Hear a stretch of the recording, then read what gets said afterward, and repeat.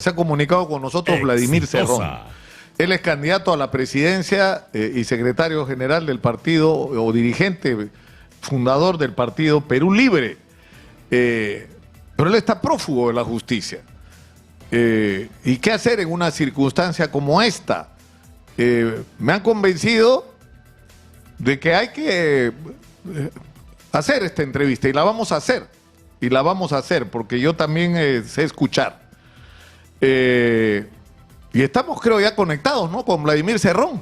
Así es, mi estimado Lucas, muy buenos días. ¿Dónde está usted? ¿Se puede saber o no? ¿Está en el Perú? Que estoy en el Perú, claro, lo he declarado en repetidas ocasiones eso, ¿no? Estoy aquí prácticamente dirigiendo la campaña del partido y luchando desde un espacio donde la historia ha colocado a Perú Libre. La primera pregunta inevitable es ¿por qué no se pone a derecho? Es decir, ¿por qué si tiene un requerimiento de la justicia no la acata como todo peruano que enfrenta una situación similar tiene que hacer?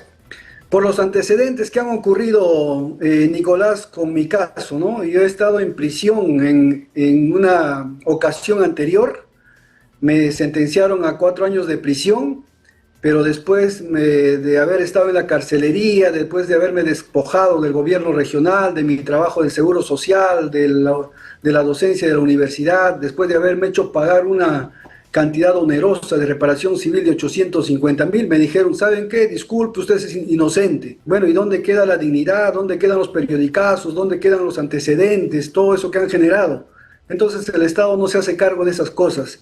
Y no es la primera vez que me sentenciaron, sino me volvieron a sentenciar con el caso de Aeródromo Huanca, para que después me digan lo mismo, que la sentencia quedaba revocada.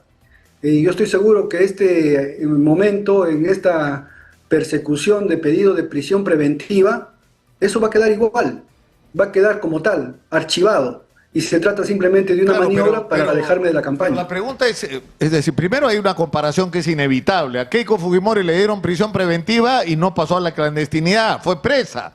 A Martín Vizcarra lo iban a sentenciar, primero le iban a dar prisión preventiva, fue a la audiencia y luego fue a la audiencia de donde iban a resolver su prisión o no, y el señor está en este momento en Barbadillo. Ollanta Humala, con todas las diferencias que tengo con él. El señor se presentó y fue preso, a diferencia de su esposa que huyó a Brasil, ¿no?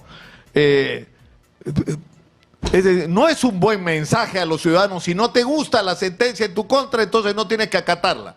Si parece que eres víctima de una injusticia, entonces tú no tienes que acatar la resolución judicial. O sea, ¿por qué? O sea, es un pésimo porque mensaje. Simplemente ¿no? son casos muy diferentes, Nicolás, porque en ellos su sentencia y las imputaciones que le han hecho jamás han sido revertidas y más bien han sido confirmadas, a diferencia de los casos míos. Y en el caso de Keiko Fujimori, a ella pues la citaron a una audiencia y ahí la tomaron presa. No hubiéramos sabido qué actitud hubiera tomado si no hubiera sido en esa celada. Y lo otro es de que las imputaciones que le hicieron no es que sean falsas o no existan, simplemente que no estaban tipificadas en el tiempo que se cometieron. Así que no se puede comparar en nada a los casos que me han imputado indebidamente. Y por eso es que la sentencia del juez San Martín concluye de que la sentencia es insostenible jurídicamente, ¿no? Lo declara ilegal, inconstitucional y arbitraria. Son casos muy diferentes. No nos vamos a poner de acuerdo sobre este punto. Yo creo que si una persona es requerida por la justicia, está más aún cuando es un dirigente político y debe ser un referente de conducta para los ciudadanos, tiene que acatar las resoluciones judiciales. Hay 30.000 peruanos con prisión preventiva en este momento, ¿no? Pero en fin. Sí, pero no todos son candidatos, ¿no? No todos hacen o dirigen una resistencia frente a un Estado arbitrario y a una justicia altamente corrupta que tiene el país, más bien defensora de Odebrecht. Es totalmente distinta. La justicia no tiene moral para enviar a alguien a la cárcel teniendo infiltrado la fiscalía, el poder judicial, la policía y los mismos políticos por organizaciones criminales continentales como lo es Odebrecht. Por tanto, estamos hablando de temas diferentes. Y además, a mí el Estado no me paga para entregarme, le paga a la policía para capturarme. Por tanto, esa pregunta debe redundar hacia los entes policiales. Ahora, a mí me resulta contradictorio este discurso contra el orden establecido cuando ustedes son parte de él. Es decir, Valdemar Cerrón es parte de la mesa directiva y ha sido parte de las mesas directivas del Congreso, que es evidente que es quien está gobernando este país, la mayoría, esta alianza que se ha hecho en el Congreso, ¿no? Es decir, Valdemar Cerrón está sentado con Fernando Rospigliosi y han tomado juntos decisiones trascendentes para la vida nacional, incluyendo el manejo de la justicia. No es la primera vez que la izquierda se sienta en la mesa directiva, Lúcar, hay que ser justos, ¿no? Acuérdate cuando Javier Díaz Canseco estaba sentado con Henry Piz, que era de Perú Posible, que estaba sentado con Ferrero Costa de Perú Posible, con Javier Barrón, que era del Partido Popular Cristiano, y con Jorge del Castillo. La República no decía nada porque era su gallo de pelea, porque era su columnista, pero cuando se sienta a la izquierda chola, a la izquierda del campo, ahí sí pegan un grito al cielo, ¿no? Entonces esa selectividad racista y clasista, nosotros la descartamos, y además estar en la mesa directiva simplemente es la misma representación en miniatura que tiene todo el Parlamento, donde también participamos en bancadas y en comisiones. Caso contrario, habría que retirarnos del sistema de partidos políticos, no tiene ningún sentido. Y la democracia se ha hecho para eso, para darle espacio a la oposición, y no para darle la hegemonía política en la mesa a la derecha, que es lo que quisieran ustedes al tratar de retirarnos.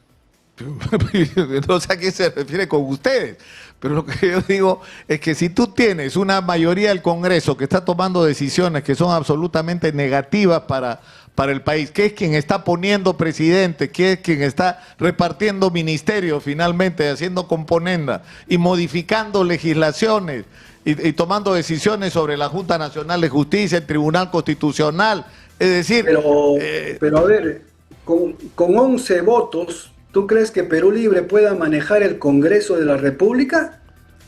¿De dónde han sacado esa falacia? La gran mayoría del Congreso responde a los intereses de la derecha oligárquica y también de la otra porción, que es la socialdemocracia caviar. No responde a los intereses de la izquierda popular. Caso contrario, ya hubiéramos aprobado el referéndum para la Asamblea Constituyente. Por tanto, a Perú Libre no se le puede estar culpando de algunas decisiones que toman por el simple hecho de estar en la mesa directiva y defender su postura. Gracias a estar en la mesa directiva, nosotros hemos aprobado la creación de 42 universidades públicas, que el sector privado nunca lo iba a hacer. Hemos defendido derechos laborales. Hoy en día en la CTS los maestros se van con 3.000 soles, que antes iban con 300 soles. Entonces, esto es simplemente narrativas para desestructurar a Perú Libre. Pero yo no sé si era indispensable estar en la mesa directiva para proponer iniciativas y más aún de universidades que se crean pero no tienen presupuesto, pero en fin. Ahora, vayamos a la actualidad. ¿Están ustedes en el gobierno ahora o no, por decisión del Congreso? ¿José María Balcázar es Perú Libre en el gobierno o no? Yo quisiera aclarar ese veneno de que han creado universidades sin presupuesto, ¿no? Basta la ley declarativa, Nicolás, para que muchas comunidades puedan donar sus terrenos como lo han hecho. Basta esa ley declarativa para que el gobierno regional pueda destinar fondos del canon minero que no sabía dónde gastar a la construcción de ciudades universitarias. Y es así como se están haciendo la ciudad universitaria de Juan Santos de Atahualpa en Junín, y en el mes de abril la Universidad Autónoma de Chupaca, que recién se ha creado, va a llamar a su primer examen de admisión. Nadie crea una universidad con todo hecho, es un proceso de construcción. Por tanto, no hay que verlo de manera despectiva o subestimando este tema. Tenemos que ir a la franja electoral. Regresamos en la radio en breves segundos, por favor. Manténganse conectados.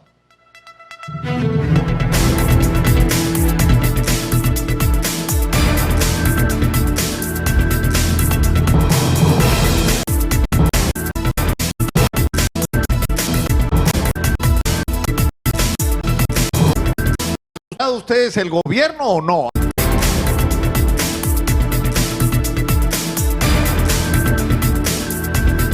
La pregunta es, ¿están ustedes en el gobierno o no a través de José María Balcázar? ¿Han recuperado ustedes el gobierno, como dice Keiko Fujimori? Hemos recuperado el gobierno de manera simbólica, Nicolás, por un gobierno que nunca debió haberse interrumpido por un golpe de Estado. Y además esto es un mensaje para la población, que los golpes de Estado en democracia se pueden revertir, se pueden retrotraer y dejar sin efectos todas sus ambiciones y sus motivaciones. Creo que esto es un mensaje que también reivindica la lucha de quienes murieron en el campo de batalla defendiendo la democracia, defendiendo la voluntad popular, que lamentablemente fue interrumpida entre el 6 y el 7 de diciembre del 2022. Hasta ahí es lo que podemos considerar un retorno de Perú Libre. En el resto debemos comprender que Balcázar es el producto de un consenso de múltiples partidos, por tanto seguramente va a atender solicitudes, también va a aceptar propuestas de los entes que han permitido su elección presidencial. Esto no es un monopolio de Perú Libre en absoluto. Ahora, el tema es este. Ayer José María Balcázar me dijo que iba a coordinar con todos los partidos, incluyendo con Vladimir Cerrón. ¿Ha hablado usted con José María Balcázar desde que fue investido como presidente? El problema es que Balcázar los para paseando a ustedes frente a las preguntas que le hacen también de manera maliciosa, ¿no? Yo no he tenido conversación con el presidente Balcázar ni con el congresista Balcázar desde el año 2023. Entonces, por ese lado, mi comunicación es con el partido. Y yo soy un hombre bastante orgánico. Y lo que diga el partido asume tanto en sus éxitos como en sus fracasos. Por tanto, Perú Libre también debe haber sacado lecciones de cómo ocurrió los sucesos con Castillo para no volver a cometerlos, ¿no? Así que yo no tengo comunicación y mal haría buscando una comunicación y poniéndolo al presidente en una situación bastante crítica que podría desestabilizar el gobierno. Ahora, pero por ejemplo, para constituir la mesa directiva del Congreso y ser parte de ella, ¿usted participa en las negociaciones con los otros partidos? ¿Ha participado en esas negociaciones? No. La única vez que yo asistí a una negociación con los demás partidos políticos, donde todavía estaba vivo Nano Guerra, asistieron a esa reunión Norma Yarro, estuvo Richard Acuña, estuvo Miki Torres. La única vez que fui con autorización del partido, autorización expresa del Pleno de la Asamblea, fue el año 2000, para elegir la mesa directiva del año 2023. Después nunca más tuve una reunión, ninguna coordinación. Ahora, ¿ustedes qué es lo que proponen? Porque ya ustedes dicen que hubo prácticamente un golpe de Estado o se interrumpió el orden constitucional, pero el que convocó un golpe de Estado fue Pedro Castillo. Y la salida en ese momento era evidentemente adelantar las elecciones, que hubiera sido la salida más conveniente, ¿no? Para el país. A Pedro Castillo le hicieron creer, ¿no?, como una persona inexperta en los temas políticos, de que él iba a ser el golpista. Inclusive su ministro de Defensa le dijo que tenía el apoyo de las Fuerzas Armadas y que se tire a la piscina sin ningún problema y con toda la confianza. Y la señora Chávez y el señor Aníbal Torres le redactaron el discurso, y este señor en pura ingenuidad leyó el discurso, y cuando terminó de leer, cuando ya las cosas estaban consumadas, el ministro de Defensa le dijo: este asunto no es mío, las Fuerzas Armadas no saben nada del tema, por el contrario, ya tenían preparados sus comunicados para darle la espalda a Castillo. Y la prueba fehaciente de esto es que el ministro de Defensa nunca fue llamado a juicio, fue más bien protegido por el sistema judicial para que no sea encausado como lo hicieron con el ministro del Interior, por ejemplo. Ahora, ¿ustedes qué es lo que proponen? Porque, es decir, ustedes ya han estado en el gobierno y el gobierno de Pedro Castillo, al cual ustedes pusieron en el gobierno, porque usted dice ahora, era un inexperto ya, pero ustedes lo pusieron, ustedes lo llevaron a la presidencia de la República y por lo tanto tienen que hacerse responsables de un gobierno que fue un fiasco. Fue un fracaso el gobierno de Pedro Castillo. A ver, vamos por partes. Nosotros propusimos a Pedro Castillo como candidato y fue el mejor candidato. Y esto se colige porque él gana las elecciones y destroza a la derecha en el proceso electoral sin mayor energía económica que la que tenía la derecha.